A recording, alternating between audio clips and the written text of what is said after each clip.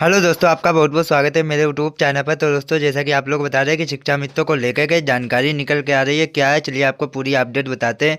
इससे पहले अभी तक चैनल को सब्सक्राइब नहीं किया है तो जल्दी जाके सब्सक्राइब कर लें, बेल आइकन को प्रेस कर लें, ताकि जो भी वीडियो डालेंगे तो उसका सीधा नोटिफिकेशन आपके पास पहुँच जाएगा। आप हमारी वीडियो सबसे पहले देख पाएंगे। जानकारी अच्छी लगे तो लाइक अवश्य कर देना। तो चलिए वीडियो को शुरू करते हैं, देखते हैं क्या जानकारी है जो आई है। और फोन करते ही पूछा तो आप सुशील यादव बोल रहे हैं। हमने कहा हाँ सर बोल रहे हैं। कहा मैं फला फला बोल रहा हूँ। उन्होंने कहा जी सर प्रणाम। उन्होंने कहा कि आप बनारस में हैं या निकल गए। अब आप समझिए। उन्होंने कहा बनारस में है निकल गए। हमने कहा सर नहीं निकल रहे हैं, रास्ते में हैं। उन्होंने कहा लखनऊ कब तक पहुंचेंगे। हमने कहा सर देर रात हो जाएगी। उन्होंने कहा कल कार्यालय आके मुलाकात करिए। ये कि पॉजिटिव वे में बात चली, कहीं ना कहीं से बात शासन तक पहुंची कि हम अपनी बात माननीय मुख्यमंत्री जी से करने बनारस गए थे। साथियों, वहां से जौनपुर, प्रतापगढ़, रायबरेली होते हुए इतना कोहरा पड़ रहा था, करीब 1:30 बजे के आसपास रात में घर पहुंचे। और सुबह तो धुन लगी थी कि विशेष सचिव साहब ने बुलाया है, जल्दी पहुंचना है। 10 बजे हम लोग घर से निकले हैं और 10:30 बजे के आसपास माननीय मुख्यमंत्री जी के जनता दर्शन का वीडियो एक हमारे पास आता है। और उस वीडियो को देख करके बिल्कुल से मेरा दिमाग चकरा गया और मैं हतप्रभ रह गया कि हे भगवान ये क्या हुआ। साथियों, मैं किसी की आलोचना नहीं करता। कभी भी मैंने अपने वीडियो में, अपनी लेख में, अपने पोस्ट में किसी भी संगठन की, किसी भी पदाधिकारी की आलोचना इसलिए नहीं करता, चलो सारे लोग प्रयास कर रहे हैं, अपने अपने स्तर से कर रहे हैं। लेकिन जो वहां घटना घटी लगभग आप सबको पता है और मुझे कुछ कहने की आवश्यकता नहीं है। बस कष्ट इतना हुआ कि जब आपको जनता दर्शन में ही माननीय मुख्यमंत्री से मिलना था तो 4 दिन पहले से इतना प्रोपोगंडा क्यों आपने फैलाया।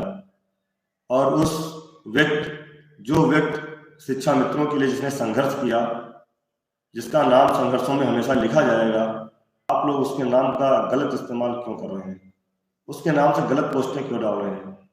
आप अपना काम करिए, अपना प्रयास करिए, अपना नाम लिखिए।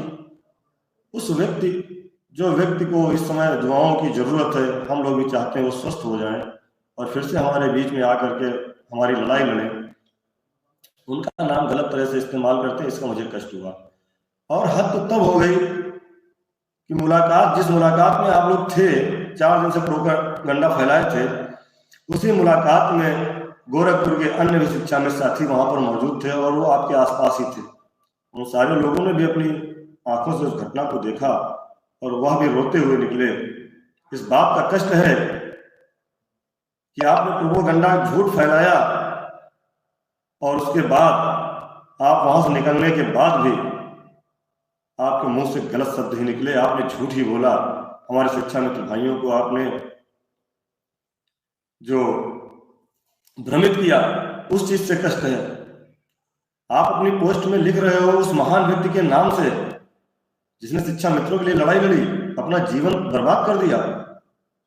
1 मिनट के लिए मुझे भी चक्कर आया कि अगर उस व्यक्ति का नाम आप लोग बदनाम कर रहे हो तो कल अगर मेरे साथ कुछ हो जाएगा तो आप मेरा नाम भी बदनाम करोगे। साथियों, सबको सच्चाई पता है, क्योंकि कहा गया है कि सच्चाई छुप नहीं सकती बनावट के वसूलों से, कि खुशबू आ नहीं सकती कभी कागज के फूलों से। आपने लिखा कि 15 से 20 मिनट तक वार्ता हुई। अरे आपको शर्म आनी चाहिए। अब भी राजनीति तुमको बाकी रह गई है। शिक्षा मित्र जिंदगी मौत की लड़ाई लड़ रहा है और आप राजनीति कर रहे हो। साथियों, थोड़ी देर के लिए दिमाग शून्य हो गया वो वीडियो देख करके जो अंदर घटना घटी। लेकिन फिर भी शांति से हम पहुंचे सचिवालय। विशेष सचिव महोदय ने कुछ कागज दिखाए और कहा कि ये 4 राज्यों की आपने जो शासनादेश लगाए हैं, इनके संबंध में आप निदेशक भी शिक्षा से जाकर के तुरंत मिलिए जाकर के। इसमें कुछ कमियां हैं जिनको आपको दूर करना है। वहां से निकले तो फिर मेरे मन में आया, चलो जो हुआ सो हुआ, मुलाकात का कुछ असर दिख रहा है, जल्दी ही हम लोगों को सफलता मिलेगी। लेकिन साथियों, मैं एक सवाल अपने 1.5 लाख शिक्षा में साथियों से करना चाहता हूं। मैं ये नहीं कहता कि मैं श्रेष्ठ हूं या मैं मेहनत कर रहा हूं। आप सभी लोग शिक्षित व्यक्ति हैं। तो दोस्तों बस यही जानकारी थी। अगर आपको अच्छी लगी हो तो लाइक अवश्य कर देना, चैनल को सब्सक्राइब कर देना। धन्यवाद।